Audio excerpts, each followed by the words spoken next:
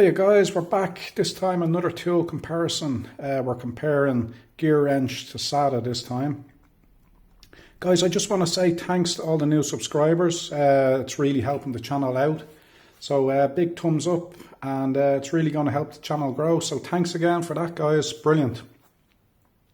Right, I suppose we'll get into it. The reason why I'm making this video is in another video I stated I'd seen pictures of Gearwrench ratchets, and I was saying they look very, very similar to the Sata ratchet. Now, having got it in my hand and having a closer look, there is a slight difference between the two. I'll run through that. But as I said, it's a little comparison. What I did want to do in this video was I was planning to take both the ratchets apart and compare the internals. But unfortunately, the Gearwrench has a very small Torx bit that's needed for it, and I actually don't have one that small. So we'll save that one for another video. I'll order up a precision Torx bit set, and we'll do a comparison on the internals of them. Now guys, for my viewers on the stateside, Gearwrench is probably easier for you to get your hands on than it is for any of the viewers here in Europe. It's at the moment the only place we can really get Gearwrench from is Amazon US, and for us over the pond it means a lot of import duties and extra costs on shipping and stuff like that. So price wise, it's working out a lot more expensive for the Gearwrench tools versus the Sata, and I kind of just wanted to do this video more so for the people in Europe, to show the difference.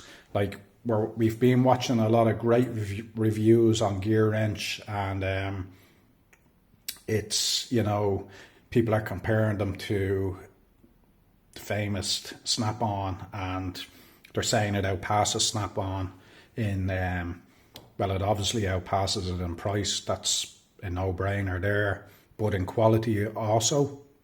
And as I stated in another video, guys, for tools these days, the manufacturing standards over the last couple of years have just improved greatly compared to what we would have got maybe 20 years ago.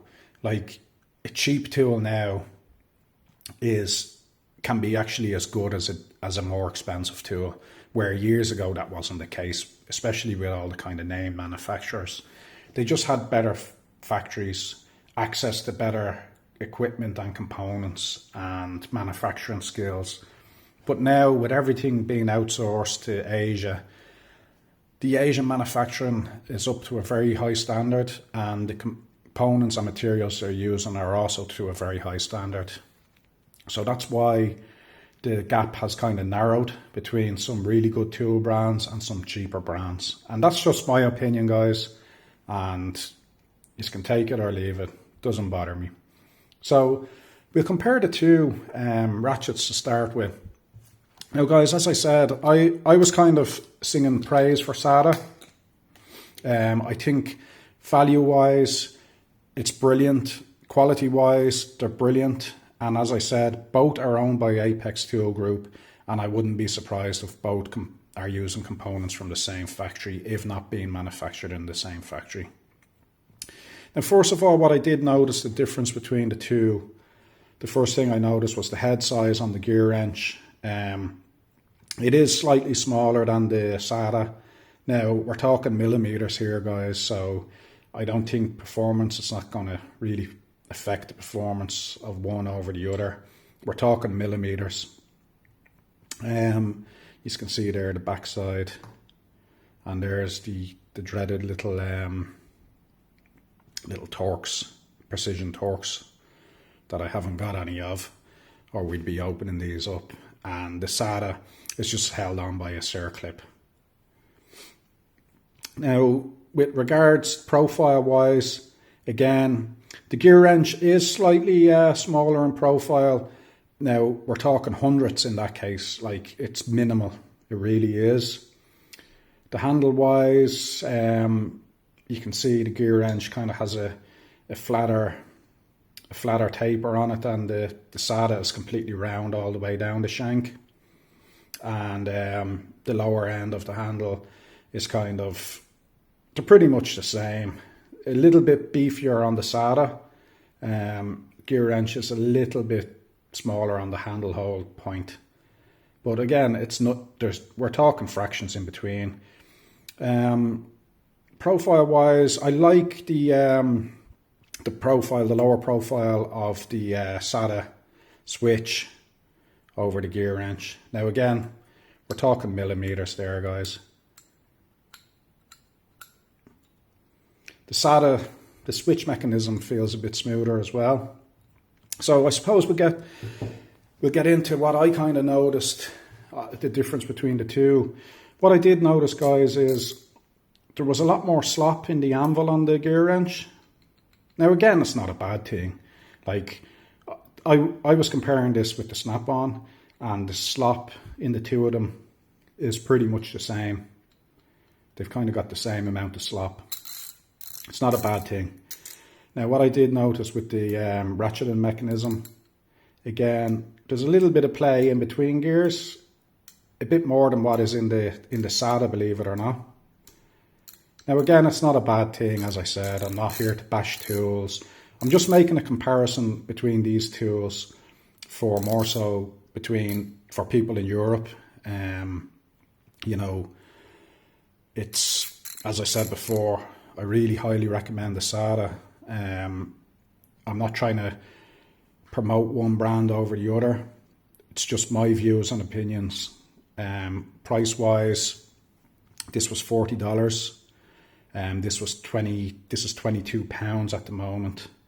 Now, when I say this was $40, to get this landed in Europe, you're going to have to pay shipping fees, taxes. So this wrench will probably end up costing you over €65, which is about £60.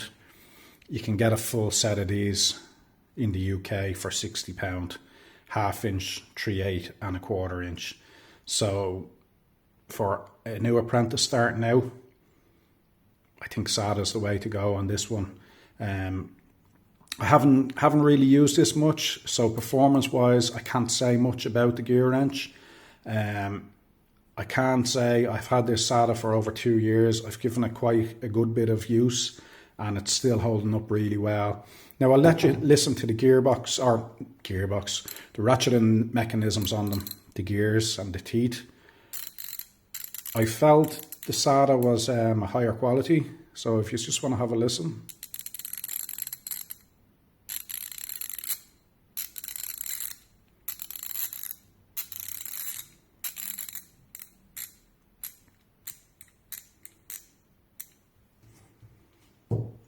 That was the Gearwrench, now the Sata. I'll put it in the opposite way.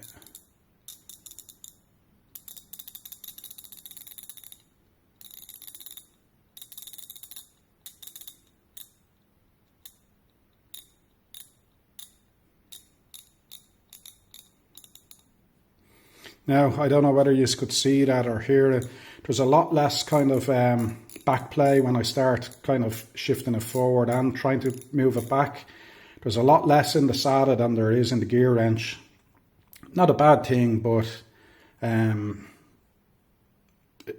for me, I have to say the Sata, guys, for me, it is for me over the Gearwrench. Now, as I said, if you're into testing things to destruction, you know, I reckon between the two of those ratchets, there would be very little in it if you put them under high load or high torque, taking them to breaking point. I would be very surprised if there's 100 or more foot-pounds of difference between the two of them. I would be really, really surprised. And let's be honest, if you're putting that amount of pressure on tools, you know, you're not going to be doing it. Like, I do think comparing ratchets in under high torque loads or testing them to destruction, for a ratchet anyway, I don't think a ratchet that has a higher breaking point than another ratchet automatically doesn't make it a better ratchet. Like, you could make a 2-tooth ratchet and put it under a stress load. And obviously it's going to have a higher breaking point than a ratchet with 120 teeth. So my base on these tools is on performance wise and what I feel will give you a better performance under everyday use, basically. Now the back drag on them, I would say is very comparable. There's one isn't standing out over the other for me on the back drag end of it. Slop wise, the Sata takes it. Finish wise, I'll give you a look at the chrome again. I think the chrome on both are great. Finish wise, the Gearwrench does look better. It has nice yellow accents, paint and stuff on it. A slightly narrower head, which is always good to have as well. So appearance wise, the Gearwrench is winning it. But price wise, it's the Sata all day long. It's a no-brainer for anyone in Europe. Now, unless Gearwrench change their ways and start getting more tools into Europe at a better price point, it would be great because I'm really impressed by the spanners. Now, I know, guys, we just call them a wrench in the States, but over in Europe, we call them spanners. And I did see a video there that somebody had commented, what the hell is a spanner? We just call wrenches spanners. And I kind of still always refer to these as a spanner, a box end and an open end spanner. And that's pretty much it. So yeah, I'll get into the Gearwrench spanners. I was really impressed with these. And at the moment, for the 14-piece set on Amazon US, these are going for $50, which I think is very good for the quality you're getting. So I'll get into them. I won't, again, this is just a little comparison. I'm not going to stay ages talking about them. They come in a lovely tool roll as well. Nice and handy if you're on the move. Just to lay them out as well. You know, they're just handy to get your hands on. We'll go for the 13. Nice comparison. And guys, these are actually, I picked these up only recently as well. Now, I'll give you a laugh with the price of these in a minute. These are actually Imperial. So I'm going for the 1/2 inch. Now, just to compare the two sizes, very little difference between a 1/2 inch and a 13 mil. You're talking millimeters in the difference. I think a 1/2 inch is supposed to be like, I think it's over 12 mil. It's 12.7 or something like that. So it's not far off a 13.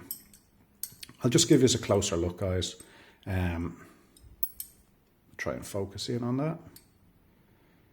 Come on, focus. Yeah, gotcha. Right, so chrome wise, the Sata is on the bottom for you guys if it's not really focusing great. I can see it's not really picking them up great. See, if I manual focus this now, I'll be left doing it for the rest of the video. There you go. You can see the difference in the chrome. There ain't much difference in the chrome wise. Lengthwise, there's not much in it as well. But what I was liking about the Gearwrench is you have the little nicks out of it for the off corner loading, and the same up in this side. So that's a nice little feature on the Gearwrench. So I was really impressed with these. I was glad I picked these up.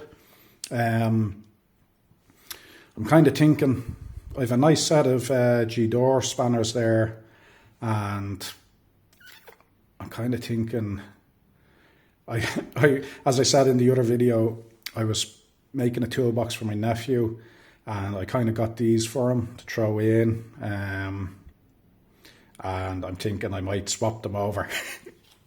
So yeah, I don't know, we'll see. But yeah, chrome wise, guys, brilliant on both. The Sata now, I'll give you a laugh on the price of those. Now I know it's only a 6-piece set, and I couldn't not pick these up, especially with the Land Rover project. I need as many kind of Imperial tools as I can get my hand on. I have a good range of Imperial tools, so I probably didn't need these, but for the price, I couldn't pass them up.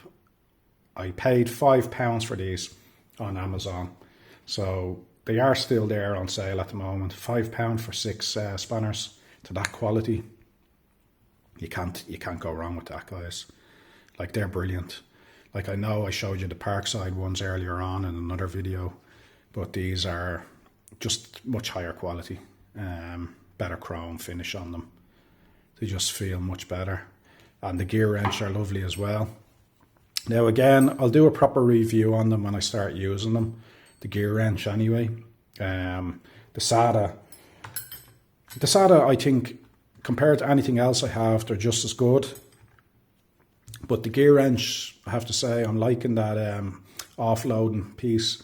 Now again, you know, with some of these spanners, and they have, you know, the snap-on have the grips, and you can get Milwaukee ones with the grips.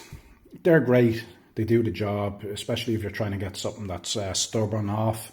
But they do mar the nut, where I think that Gearwrench probably won't mar it as much as something else with a few more teeth on it.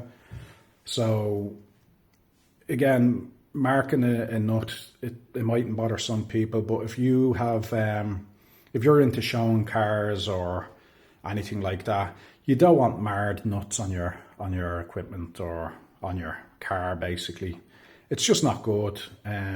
Again, if you're marring something like that as well, you're taking, maybe if you have a chrome nut or chrome bolt, you're taking that off. It's going to start rusting. You're taking the protective coating that most nuts and bolts have off.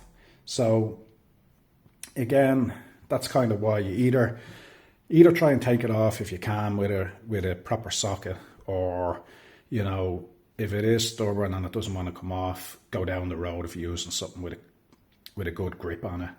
But for everyday use, I think the Gearwrench would be a great spanner to have in your toolbox. Right, I'll wrap it up there, guys. I'm waffling on again. But yeah, as I said, I'm going to try and get better video equipment. I'm going to start trying to edit these out so I don't have to keep waffling on, and you don't have to listen to me waffle on, unless some of you like that. But no, I'm going to try and make these shorter and cut out all the waffle and get straight to the point, basically. I'm looking into some editing software at the moment, especially for the Land Rover build that's coming up. I want to edit that down into nice short videos. We're going to as I said, we're going to do the complete rebuild on that Land Rover, and I want to show you that it can be done off a driveway at home. It's more so to show, you know, people that might think they need a big workshop, this and that. To some extent, you do need a workshop to hold all your tools and that. But like, even if you have a garden shed out the back, it's doable, guys, and I'll show you it is doable. So we'll go through all of that together. I have a few more kind of projects coming down the line as well.